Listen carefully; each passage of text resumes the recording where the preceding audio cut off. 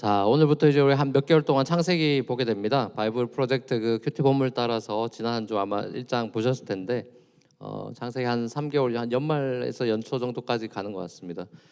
창세기 타이틀 어떻게 시리즈 타이틀 어떻게 할까 하다가 아무래도 창세기는 창조에 관한 내용이 앞부분에 나오고 뒤에 이제 가면은 뭐 노아, 아브라함 이렇게 쭉 가면 다 그게 언약에 관련된 겁니다. 그래서 결국 하나님의 창조와 언약이 이제 이 창세기의 띠이니까 거기에 맞춰서 타이틀을 정했습니다. 하나님의 창조와 언약이라는 타이틀 아래 오늘 말씀의 제목은 선하고 아름다운 창조라는 제목입니다. 선하고 아름다운 창조입니다.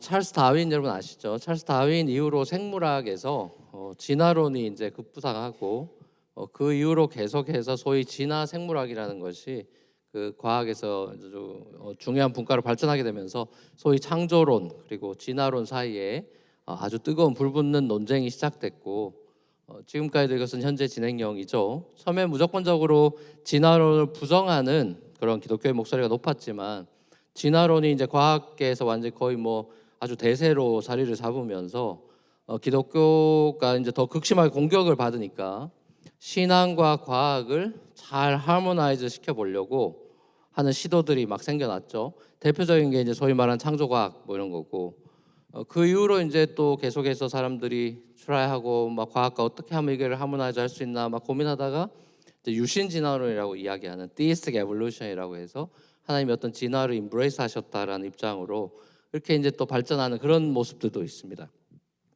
창조론, 진화론 요 논쟁이 생각보다 간단하지만은 않습니다. 아마 과학계에서는 더 디베이트 심하겠죠. 크리스찬이라고 한다면 당연히 하나님께서 온 우주 만물을 창조하셨다는 사실을 믿고 우리는 인정을 합니다. 그렇죠? 우리가 절대적인 권위를 부여하는 성경의 시작이 오늘 읽은 시작이 하나님의 위대한 대선언으로 시작하기 때문이죠.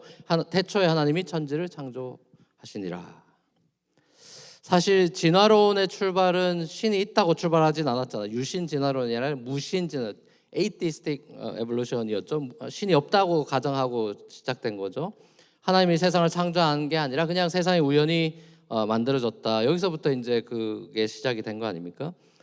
그러니까 사실 현재 과학계에서 발견하는 여러 가지 어떤 유전자 변이라든지 또 생물학적인 어떤 관찰이나 실험을 통해서 드러나는 어떤 증거들이나 뭐 화석이라든지 여러 가지 이런 것들이 의미가 있고 또 설치할 필요가 있지만 과학이 하나님의 창조를 증명하거나 혹은 부정하거나 하는 그런 능력은 없다는 사실을 우리는 명확하게 못을 박아야 됩니다.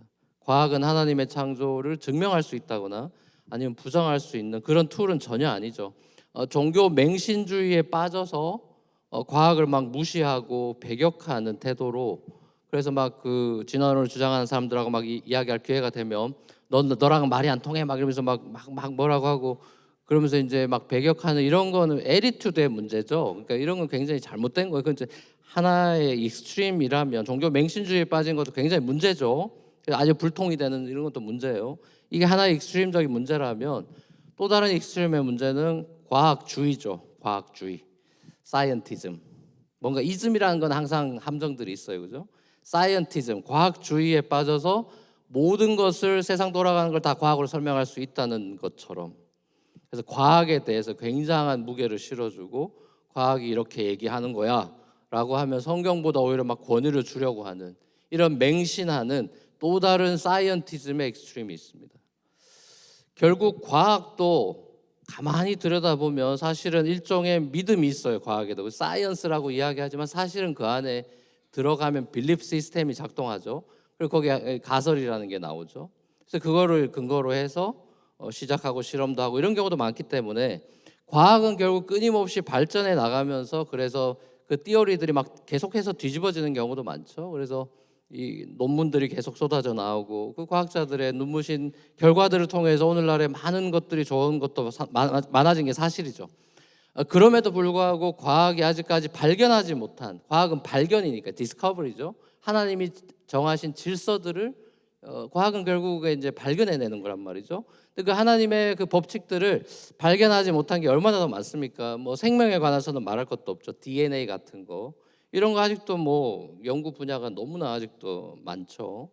뭐 생명의 기원 그리고 우주의 탄생, 뭐 천문학 이런 쪽은 뭐 은하계가 뭐 몇 억만 개 있다고 그러고 막 여러 가지 이런 티오리들, 물리학에서도 뭐 11차원 얘기하고 이런 것들에서 생명의 기원이나 우주의 탄생에 있어서도 결국은 그 근거가 일종의 믿음에 근거할 수밖에 없어요.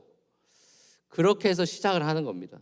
그러니까 하나님께서 세상을 만드셨고 인간을 당신의 형상으로 만드셨다라는 창세기 1장의 이 선언을 받아들일 거냐 안 받아들일 거냐라는 거는 결국에는 믿음의 영역으로 남게 되는 것입니다. 더더군다나 창세기를 기록한 모세, 예수님도 모세의 글과라고 했기 때문에 이제 인용을 하실 때 이 창세기가 이제 뭐 나중에 어떻게 파이널 터치는 다른 사람이 했다 하더라도 모세 오경의 저자가 모세라고 하고 또 창세기를 모세가 썼다면 이 창조의 시간과 모세의 엄청난 갭이 있죠. 자, 모세가 이 당시에 창세기를 쓸 때 이 뭐 진화론이라든지 아니면 창조과학이라든지 아니면 유신진화론이라든지 이런 것들을 당연히 알았을 리가 만무하잖아요. 모세가 그런 과학적인 사실을 기록하기 위해서 그래서 지구가 어떻게 만들어졌고 몇만 년 됐고 이런 거 가르쳐 주려고 창세기를 쓴 게 아니기 때문에 하나님의 위대하신 창조에 대해서 일종의 송영이자 찬송과도 같은 신앙 고백으로 사실은 창세기를 쓴 거라고 볼 수가 있습니다. 그러니까 소위 모세 오경이라고 불리는 창세기, 출애굽기, 레위기, 민수기, 신명기, 자, 이 5권의 책이 유대인들에게는 토라라고 불리죠. 이 5권의 책이 이제 하나의 시리즈, 한 권의 책과 같은 시리즈이기 때문에 모세가 창세기를 기록할 당시에 최우선 목적은 첫 번째 오디언스를 생각한 겁니다. 그렇죠? 우리를 생각했다기보다 모세 자체는 지금 출애굽에서 데리고 나온 이 자기의 백성들, 이 백성들의 질문에 대해서 여호와가 누군데 우리 여기까지 끌고 나와서 이렇게 되는 거냐라는 질문이 나왔을 때 여호와 하나님이 어떤 분인지에 대한 리스판드를 해줘야 되고, 자, 그러다 보니까 사실은 그 창조 내러티브를 쓸 때 해, 달, 별 이건 이제 이집트에서 다 신으로 섬겼던 건데 이거 다 하나님 만든 거야라고 이제 얘기를 하는 거죠.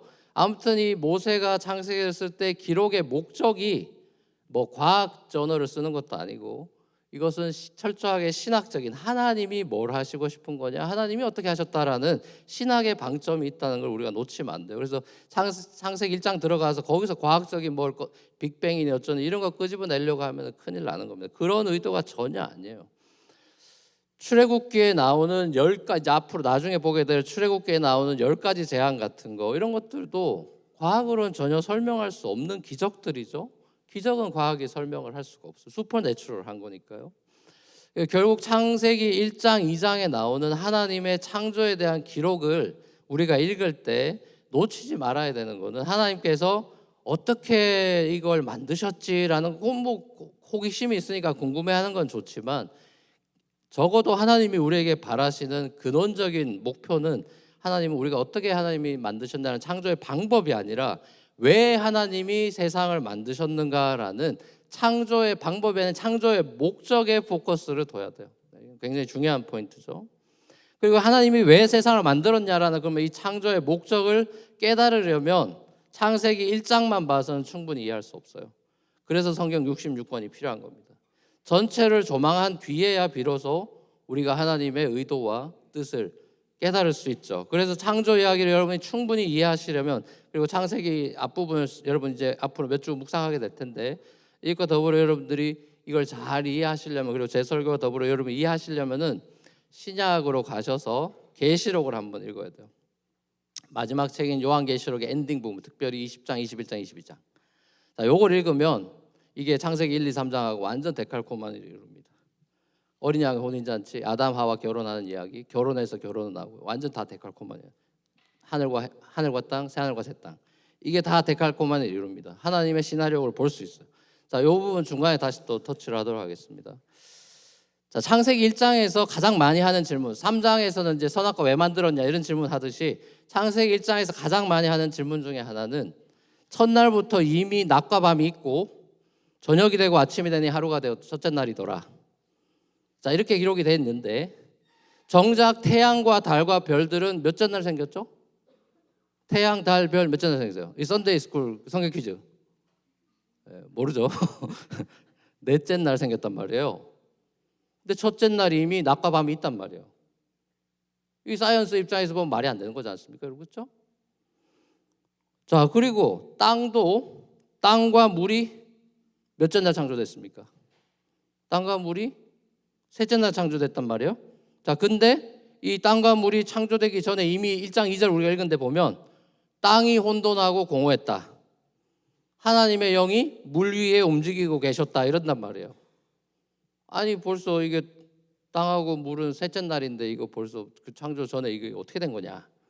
자, 이런 질문을 불신자들이 창세기부터 읽고 바로 막히는 거예요. 여기서 이제 기독교 한번 믿어보려고 창세기 딱 폈는데 이 말도 안 되게 써져 있는 거예요. 벌써부터가.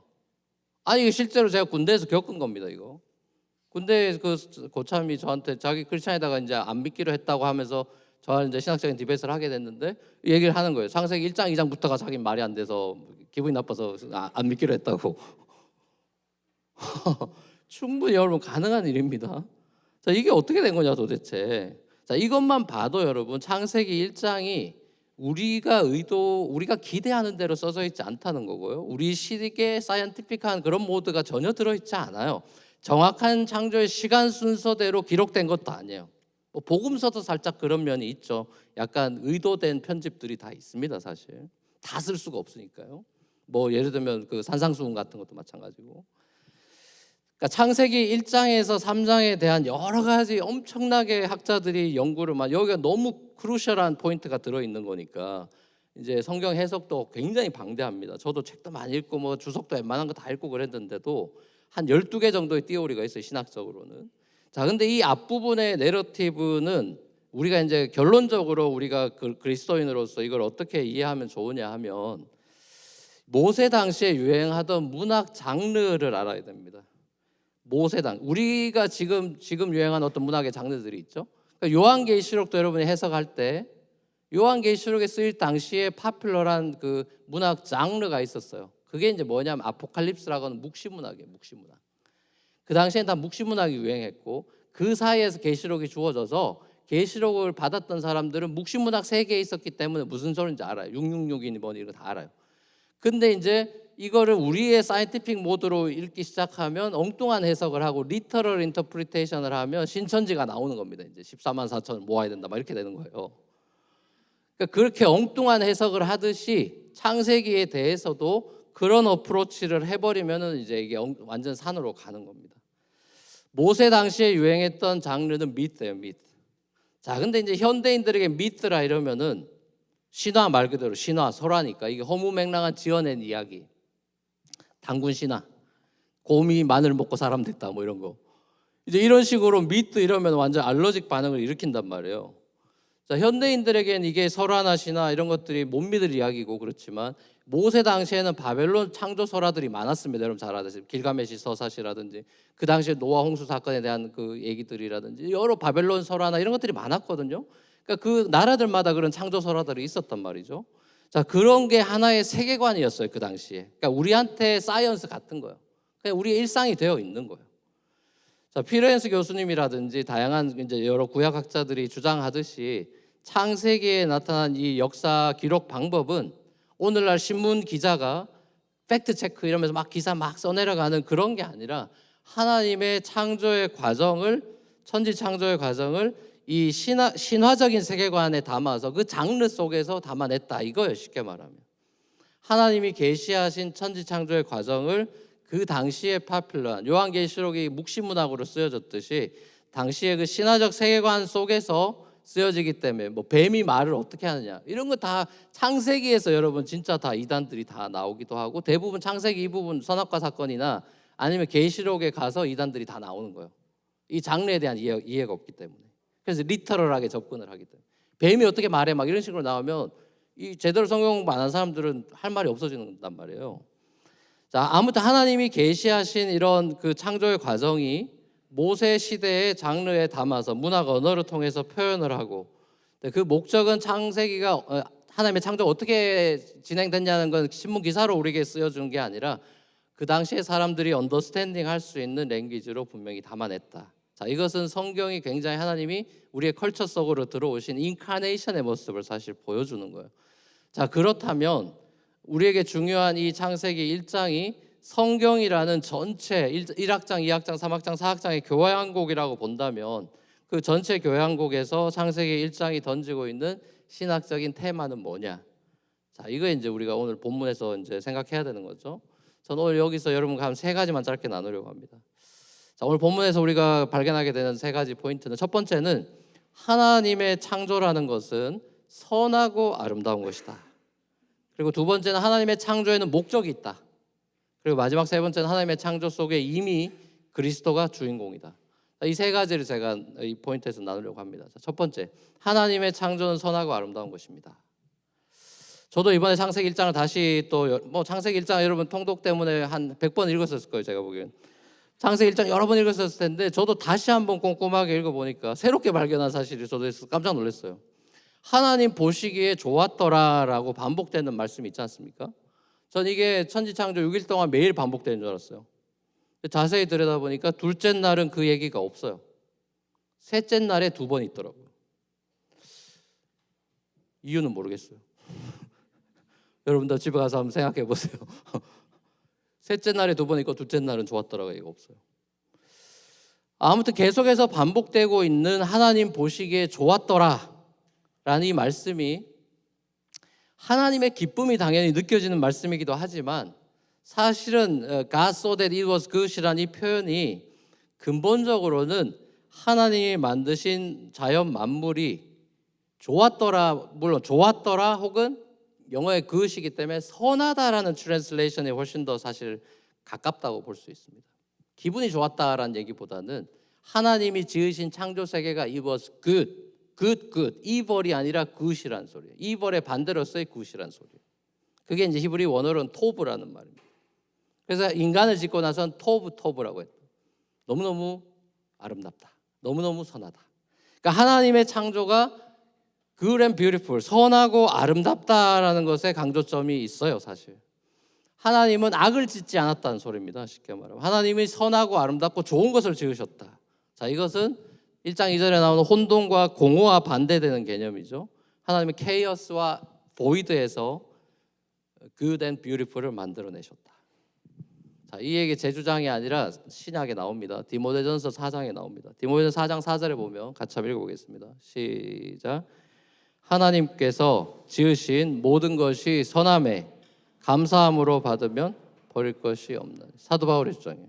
하나님이 지으신 모든 것이 선하다.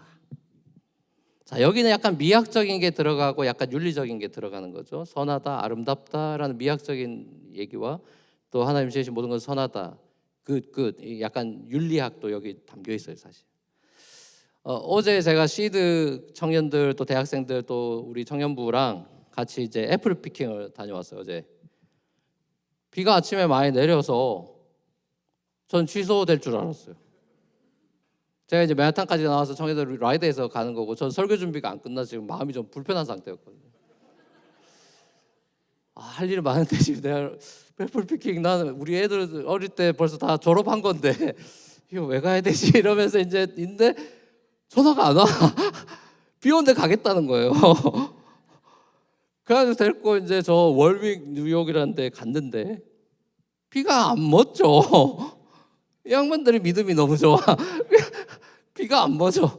그래서 차 안에서 김밥 먹고 이게 지금 뭐 하는 짓인가. 그러고 이제 나왔는데 날이 막 개는 거예요. 믿음이 나보다 좋구나 얘네들이. 그래서 이제 과수원을 돌아다니는데 와, 너무 넓더라고요. 넓고 사과 종류가 얼마나 많은지 마트에 있는 게 다 있는 거예요. 그 종류별로. 물론 이제 제가 좋아하는 허니크리스피는 9월 달에 땄어야 되는, 10월이 늦었어. 후지 이런 건 없어. 나머지 다른 것들이 쭉 있어서 이제 땄는데 종류가 너무 많고, 오고 가는 길에 라이드 해주면서 가는데 경치가 너무 아름다워요. 지금 단풍 시즌이잖아요. 그러니까 저 안으로 가면 단풍이 되게 이쁘더라고요. 저도 봐도. 그래서 산이 막 다 보이고 그러니까 너무 아름다운 거예요. 그 청년들이 가면서 막 이 도시 빌딩 숲에서 찌들어 살다가 그 아름다운 자연을 보니까 막 감탄을 하는 거예요. 너무 이쁘다. 이러면서 막 감탄을 하는 거예요. 하나님이 지으신 세계를 본 거죠. 그게 자연스러운 리스판스죠. 그게 하나님의 의도예요. 하나님이 지으신 자연을 보고 우리가 감탄하게 하시는 거죠. 그게 하나님의 의도예요. 하나님께서 지으신 모든 세계의 하나님의 아름다움, 하나님이 얼마나 아름다운 분인지, 하나님이 얼마나 영광스러운 분인지가 자연 만물에 드러나 있단 말이에요. 이것도 제 얘기가 아니라 바울 얘기입니다. 로마서 1장 19절에서 20절에 나온 얘기죠. 같이 한번 읽어보겠습니다. 시작. 하나님을 알만한 일이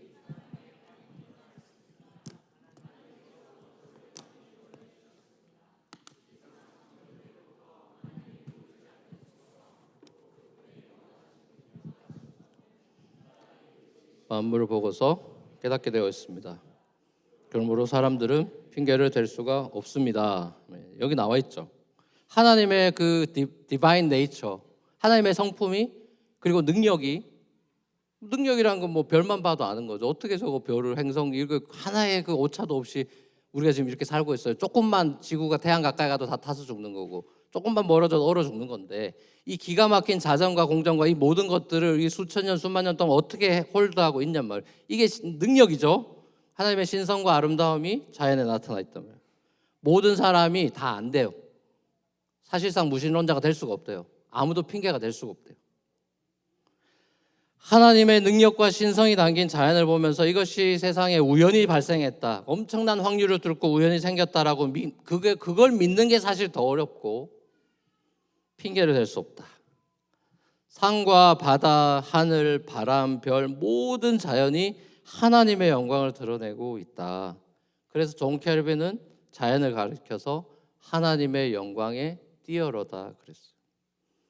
우리가 풀 뷰를 보죠. 뛰어러가면 엄청 큰 뷰를 보면서 그걸 영상을 즐기죠. 이 온 우주 만물 세계가 하나님의 영상이라는 거예요. 4D고 3D고 하나님이 펼쳐놓으신 뛰어러다. 이게 오늘 우리 두 번째 포인트와 연결이 됩니다. 그러니까 하나님의 창조에는 목적이 있다는 거예요. 심심해서 한번 만들어 본 게 아니에요. 하나님의 창조에는 목적이 있습니다. 자, 이 부분은 이 하나님의 창조의 목적에 대해서는 다다음 주에 좀 더 깊이 다루게 될 것 같고, 자, 하나님의 창조의 목적은 여러분이 잘 아시다시피 하나님의 영광입니다. 그렇죠? 자, 하나님의 영광이 하나님의 창조의 목적인데, 하나님의 영광이 자연 속에도 빛나고 있고, 특별히 창조의 절정인 인간 속에서 빛나죠. 그래서 모든 것 중에 제일 아름다운 미학의 끝은 인간이란 말이에요. 그게 중세시대에 발견한 거잖아요. 인간의 그 위대함이나 아름다움. 그래서 다비드상이라든지 이런 거 다 만드는 거 아닙니까? 하나님이 만드신 인간의 그 영광, 자, 그것을 보여주는데, 결국 하나님의 영광을 닮은, 당신의 형상을 닮은 인간에게 하나님의 그 아름다움과 영광을 쉐어해 주죠. 인간에게. 거기서 이제 창조는 절정에 이르는데, 그래서 하나님이 지으신 그 세상 무대, 이 역사의 무대죠. 시공간, 시간도 만드셨고 공간도 만드셨고, 하나님이 만드신 이 하나님 이야기의 무대 세팅을 보면서 인간이 이제 하나님하고 동역하면서 플레이를 하는 거 아닙니까? 자, 그 세팅을 보면서 와우 감탄하는 거죠. 자, 그러면서 하나님으로 함께함이 기쁨이 되고, 하나님을 You are so good 하면서 글로리파이하고 프레이즈하고 영광 돌리고, 그러면서 인간이 그 무대에서 기쁘게 살아가는 것이 하나님이 디자인한 행복인데, 그게 창조의 목적인데, 자, 이 행복이 아담과 하와의 선악과 사건, 우리가 아는 그 사건으로 이제 망가지는 바람에, 그 이제 몇 주 후에 보겠죠. 3장에서. 자, 왜 이런 일이 벌어지면, 하나님을 창조주로 그 무대에 하나님이 이 모든 걸 설정해 주시고, 선악과나 생명나무는 하나님에게 집중하라는 건데, 자, 하나님을 창조주로 인정하지 않고 하나님으로 감사하고 기뻐하고 하나님이 주시는 영광으로 즐거워하고 하는 게 아니라 어떻게 됐죠? 하나님을 스스로가 킥아웃한 거예요. 하나님이 필요 없이도 내 인생이 행복할 수 있고, 내 스스로 영광으로 얼마든지 내가 영광을 포장할 수 있다. 셀프 글로리로 가죠. 자, 그래서 인간이 결국 죄인이 됩니다. 우리가 알다시피. 죄인이 됐다는 것은, 그렇게 하나님을 킥아웃하면서 이 세상은 어떻게 되죠? 조물주를 킥아웃하니까 이 세상은 다시 어떻게 됩니까? Back to the old가 돼서 혼돈과 공허로 가는 겁니다. 혼돈과 공허에서 하나님이 선함과 아름다움의 질서로 세상을 만들었죠. 이 조물주를 킥아웃 시켜버리니까 다시 이 세상은 혼돈과 공허로 가는 거예요. 거꾸로 가는 거죠. 창조 질서를 역행하는 거죠. 하나님의 선하고 아름다운 창조가 망가져서 하나님이 그럼 이 세상을 어떻게 할 거냐? 제 성격이라면 폐기 처분하고 새로 만들면 돼요. 심플하죠. 이거 가지고 씨름할 필요가 없어요. 내가 조물주인데 새로 만들면 되죠. 찰흙 버리면 되죠. 다시 만들면 되죠. 하나님이 그렇게 안 해요. 그렇죠? 망가진 당신의 그 선하고 아름다운 세상을 하나님은 회복하고자 하셨습니다. 그건 하나님의 의지예요. 그게 하나님 뜻이에요. 그렇게 하기로 마음 먹으신 거예요. 자, 하나님 창조 회복의 그러면 회복의 프로세스는 어떠냐? 이 6일 창조를 거꾸로 가는 겁니다. 창조가 1, 2, 3, 4, 5, 6으로 해서 인간에서 절정을 이뤘죠. 이 하나님의 회복의 프로세스는 인간부터 바꿔야 돼요. 인간부터 바꾸면서 새하늘과 새 땅으로 가는 겁니다. 천지 창조는 천지에서 인간이 왔다면 하나님의 회복의 프로세스는 인간을 바꾸고 새하늘과 새 땅으로 갑니다. 이게 이제 계시록을 읽어야 되는 이유죠. 자, 인간이 스스로 하나님이라고 생각하고 그래서 생겨난 이 근원적인 죄의 문제, 그리고 죄가 왜 문제냐 하면 사망을 가져오기 때문이죠. 죄의 삭은 사망. 영원한 생명이 아니라 죽음이란 말이에요. 죄는 우리에게 죽음을 가져온단 말이죠. 선악과 사건도 죽음을 가져왔죠. 자, 이 죽음에부터 우리를 절망의 상태로부터 구원하시고자 하나님은 예수 그리스도를 이 땅에 보내셨죠. 예수님께서 이 땅에 오셔서 하나님의 창조를, 망가진 창조를 회복하시는 장면을 우리가 이제 복음서에서 보는 겁니다. 병든 사람을 막 많이 고치죠. 그건 단순히 힐링의 얘기가 아니에요. 왜냐하면 병든 사람 고쳐도 다음에 또 병들 텐데요. 죽기 전에 뭔가 다른 병이 들겠죠. 자, 그러니까 이 병든 사람을 고친다는 건 고쳤다라는 게 중요한 게 아니라 하나님의 나라, 이제 모든 병든 자들, 저는 자들이 없어질 것이고 새하늘과 새 땅으로 가는 인간의 회복이 일어날 것이라는 시뮬레이션을 보여주는 새 창조란 말이에요. 새 창조. 그래서 흙을 지겨서 침 발라가지고 눈에 막 발라주기도 하는 이런 것들이 새 창조의 시뮬레이션을 보여주는 거예요. 예수님이 물 위를 막 걸으시죠. 바다를 막 꾸짖어서 잠잠케 하시죠. 바다는 이스라엘 사람들에게, 그리고 고대근동 사람들에게 바다는 악이 거기서 나오는 악의 장소가 됩니다. 구약엔 특히 더. 그러니까 악을 다스리는 거예요. 바다를 다스리시고 물 위를 걷는다는 것도 우리 오늘 1장 2절에서 물 위에 걸으시는 성령을 보는 거죠. 자, 이런 자연을 다스리신 하나님의 창조의 능력을 예수님이 보여주신 거예요. 복음 이 땅에 오셔서. 또 어떤 일이 있습니까? 말씀으로 롱디스턴스로 백부장 고쳐주죠. 믿기만 하는데 나아버리죠. 말씀만 했는데 고쳐진단 말이에요. 말씀으로 세상 빛이 있으라는데 빛이 있어버리죠. 말씀으로 세상을 창조하신 하나님의 능력을 다시 보여주는 장면입니다. 자, 예수님이 하나님을 떠난 죄인들을 다시 하나님 아버지께, 창조주께로 인도해서 영원한 죽음의 상태가 아니라 영원한 생명을 다시 누릴 수 있게 해주려고 오셨고, 그 새 창조의 절정이 바로 최고의 인간 되신 예수 그리스도가 우리를 위해 죽으신 십자가와 새로운 인간으로 부활하신 부활이에요. 이게 인류 역사가 다 담긴 거예요. 새 창조의 모든 게 담겨 있습니다. 십자가와 부활에. 이게 하나님의 디자인이에요. 자, 그래서 예수 그리스도를 우리가 구주로 고백하고 영접하는 사람들은 어떻게 됩니까? 다시 하나님의 영광의 가운을 입게 돼요. 에덴으로 다시 들어가게 되는 거죠. 은혜의 영광을 우리가 찬송하는 그 행복을 다시 누리게 되는 거예요. 하나님의 계획이 세상 창조 전에, 태초 전부터 이미 인간을 구원하는 것과, 그리고 새하늘과 새 땅에서 인간과 영원히 살아가는 소위 말하는 세상의 종말, 자, 이걸 하나님은 영원 전부터 계획하셨다라는 게 신약의 주장이에요.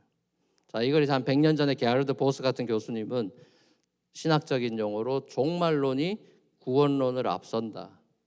좀 어려운 말이죠. 풀어드릴게요. 종말론이 구원론을 앞선다. 에스카톨로지가 소테리올로지보다 프리시드하다. 이런 얘기를 합니다. 자, 이건 쉽게 말하면 하나님이 이미 요한계시록을 품고 창세기를 쓰셨다. 새하늘과 새 땅을 이미 다 계획하시고 첫 하늘과 첫 땅을 만드셨다. 그 소리예요. 그게 종말론이 구원론을 앞선다. 그렇게 해놓고 그 판을 짜놓고 구원이 이루어지는 거예요. 자, 이게 이제 오늘 마지막 포인트와도 연결이 됩니다.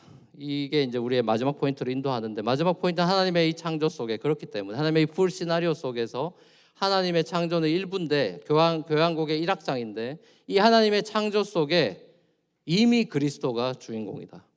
우린 3부에서 예수님이 등장한다고 생각하죠. 그거는 말씀이 육신이 되어 오신 예수 그리스도죠. 그렇죠? 보이지 않는 그리스도가 이미 창조에 있다.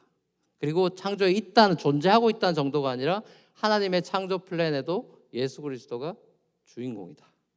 자, 이건 제가 나중에 또 더 설명해 드릴게요. 프루프 텍스트를 드릴게요.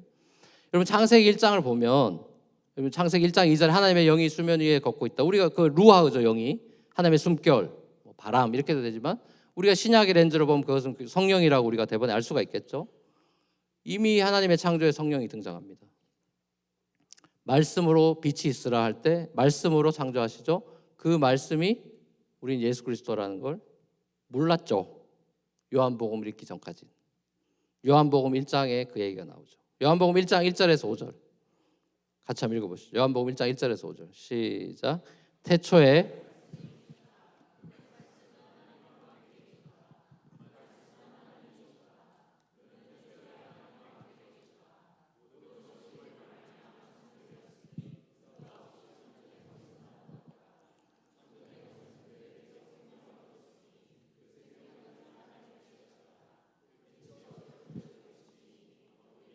즐기지 못해. 아멘. 여러분 이걸 집에 가서 오늘 본문 다시 읽어보고 요한 요거 다시 한번 읽어보십시오. 그리고 잘 비교해 보십시오. 너무 닮아 있어요. 태초, 말씀, 빛, 어둠. 이게 우리가 읽은 이 본문을 그대로 연상시킬 수밖에 없고, 사도 요한이 창세기 1장을 외우고 이걸 안 썼다고 보기가 어려워요 사실. 결국 창세기 1장 1절에서 5절의 주인공이 예수님이라고 사도 요한은 본 거예요. 예수님이 태초부터 계셨던 그 말씀이고 로고스고, 로고스라는 그 당시 헬라 철학에서 우주 만물의 그 주인을 로고스라고 봤죠. 우주 만물의 주인, 그 너희들이 말하는 로고스가 예수 그리스도고 하나님과 영원히 함께 계셨던 분이다.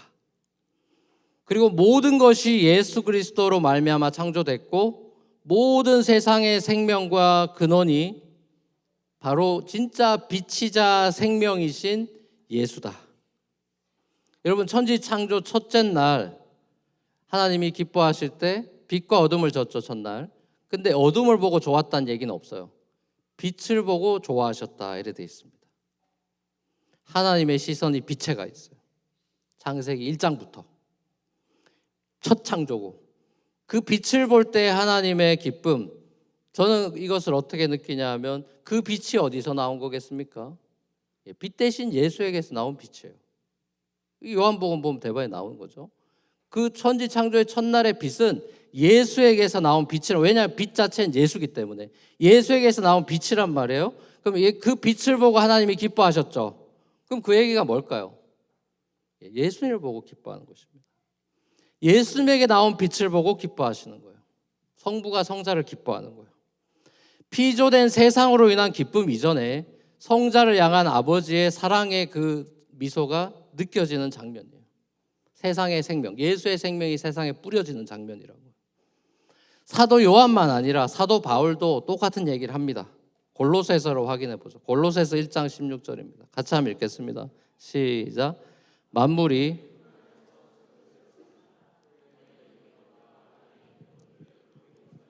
보이지 않는 것들, 왕권이나 주권이나 권력이나 권세나 할 것 없이 모든 것이 그분으로 말미암아 창조되었고 그분을 위하여 창조되었습니다. 보세요. 그분 안에서 in Christ, creation in Christ, creation through Christ, creation for Christ. 이게 사도 바울의 thesis 예요. 하나님의 창조가 그리스도 안에서 이루어진 것이고 그리스도를 통해서 이루어진 것이고 그리스도를 위해서 창조가 존재한다. 위대한 선언이죠. 이거는 놀라운, 이거 그리스도인만이 할 수 있는 얘기예요. 사도 바울이 인간의 구원, 하나님이 우리를 구원하는 데 있어서 예수 그리스도를 사용한 것만이 아니라, 그러니까 그리스도가 리디머일 뿐만 아니라 그리스도는 크리에이터라는 얘기를 하는 거예요. 그리스도는 이 세상 창조의 주인공이시다. 만물이 예수 없이는 이루어질 수가 없다는 얘기를 하는 거예요. 만물이 하나님의 말씀으로 지어졌다. 그것은 곧 그리스도가 지었다. 그리스도 안에서 지었고 말씀 안에서 이루어진 것이다. 그래서 사람은 떡으로만 사는 게 아니라 그리스도의 하나님의 입으로 나오는 모든 말씀으로 사나, 그리스도를 먹고 사는 만나를 먹어야만 사는 것이다. 그게 나는 만나라고 예수님이 주장하는 거예요. 자, 쉽게 말하면 하나님의 대하 드라마 1, 2, 3, 4부 대하 드라마가 있다면 그 대하 드라마 창조, 타락, 구속, 완성이라고 하는 하나님의 대하 드라마의 주인공은 처음부터 창조 때부터 예수가 주인공이라는 거예요. 3부에 그대로 늦게 등장한 게 아니라 말씀이 육신이 되어서 사람의 몸으로 3부에 왔지만 1부부터 예수 그리스도는 존재하고 있고 이미 주인공이다. 바울은 그렇게 본 겁니다. 저는 200% 동의하고 말씀이니까 당연히 믿죠. 자, 이 사실이 창세기 1장 1절 원어 첫 단어에도 사실은 힌트로 들어있어요. 창세기 첫 단어는 히브리어로 베로시트라는 단어인데 영어로 그래서 in the beginning 이렇게 번역이 되는데 이 베로시트에서 첫 번째 베라는 단어는 이게 in이라는 전치사예요, 전치사. 그리고 레시트가 이제 명사인데 이게 이제 beginning 혹은 태초 이렇게 보통 번역이 되는데 사실 요 창세기 1장 1절 외에는 구약에 나오는 이 레시트라는 단어는 beginning이라고 사실 번역되는 경우가 많지가 않아요. 대부분은 처음으로 번역이 됩니다. 처음. 그러니까 뭐 첫 열매라든지 첫 소산이라든지 초태생이라든지 그렇게 나오는 구약에 레위기에 나오는 단어들 그게 다 이 레시트거든요. 그러니까 이게 시간적인 의미보다는 사실 이 단어의 원어 뜻은 처음, 근본, 머리, 으뜸 이렇게 번역이 많이 됩니다. 처음, 근본, 머리, 으뜸 같은 단어가 신약에도 많이 쓰여요. 골로새서 우리가 읽은 16, 17 그 뒤에도 보면 교회의 머리시다 예수님이 교회 만물의 으뜸이시다. 이 전부 다 레시트란 단어가 그리스어로 번역이 된 거예요. 이제 아르케란 단어죠. 아케알러지 할 때 그 아르케. 헬라어로 번역이 될 때 그 처음이라는 아르케로 번역이 되는데 이 단어들이 신약에 오면 전부 다 예수님한테 써요. 특별히 이제 요한계시록 끝에 가면 내가 처음이고 마지막이다, 알파와 오메가다 할 때 다 이 레시트가 쓰이는 겁니다. 이게 이제 아르케라는 단어로 쓰이는 거죠. 자, 그렇게 이 단어의 신구약의 용례를 봤을 때 사실 이 그 태초에 하나님이 천지를 창조하셨다라는 in the beginning God created heavens and earth라는 이 단어, 이 문장이 이 모든 레시트의 용례를 알고 다시 해석하면 이렇게 가능한 거예요. In Christ God created heavens and earth. In 레시트. In Christ God created heavens and earth. 그리스도 안에서 하나님이 천지를 창조하셨다. 신약의 렌즈로 보면 충분히 이렇게 읽을 수 있습니다. 자, 그러니까 사도 요한이나 사도 바울이 예수님 안에서 만물이 이루어졌다는 건데 이미 예수님께서 창조 때부터 영원한 하나님의 계획 가운데 예수 그리스도는 주인공이 되어 있어요. 하나님은 성자를 주인공으로 세웠어요. 성령도 동의했고 그것을 우리는 성경을 통해서 알 수가 있어요. 이 온 세상의 주인공으로 예수가 세워져 있다.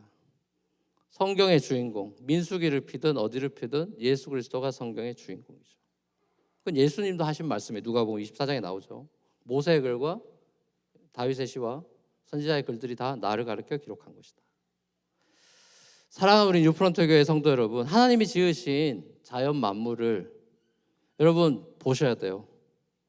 집 안에만 있지 말고 회사 안에만 있지 말고 intentionally 하나님이 지으신 자연을 만끽하고 거기에 루하 하나님의 숨결을 느껴야 돼요. 그래서 청교도 사람들은 아침에 큐티하고 산책하면서 하나님을 느끼고 묵상하고 기도하고 그랬어요. 그게 하나의 습관이었어요. 현대인들은 너무 바쁘잖아요. 출근하기 바쁘고 큐티도 콰이어 타임이 아니라 퀵 타임이잖아요. 그렇게 바쁘게 살아가니까 하나님을 생각하고 감탄하고 경이로워하고 찬송할 시간이 없죠. 여러분 이 가을의 계절 인텐셔널리 여러분 주위에 파크 가세요. 단풍을 보세요. 이쁘다가 아니라 하나님의 아름다움을 느끼세요. 하나님의 숨결을 공기 속에 느껴보십시오. 하나님을 찬양하고 예배하는 것이 하나님이 우리를 지으신 창조의 목적이죠. 무엇보다 하나님이 우리가 예수님 만나서 우리를 위해 죽으시고 다시 사신 예수님 만나서 이 선하고 아름다우신 하나님을 예배할 수 있는 은혜를 누리며 우리가 살아가서 인생의 목적과 방향이 달라졌음에 여러분들이 감사하며 찬양할 수 있기를 축복합니다.